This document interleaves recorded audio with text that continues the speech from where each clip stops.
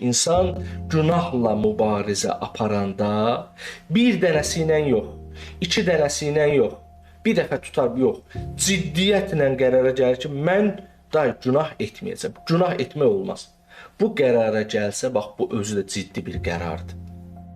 Bu ciddi qərardır və nəfslə ciddi mübarizədir və bu səbəb olur ki, insan bir müddət belə olandan sonra bu artıq onun təsirlərini ruhunda hiss eləyir. Nəfsinin nə qədər məğlub olduğunu hiss eləyir. Və bu özü insana elə bir nuraniyyət və lətafət verir ki, insan artıq digər bir şeyləri də etməyə çalışır. İstəyir ki, elə bil sanki mənim gücüm var. Elə bil mən təkcə günahlar yox, bəzi müstəhəblər də eləyərəm. Sanki elə bir içimdən gəlir ki, daha artıq iş görmək ruhiyyəm var, potensialım var.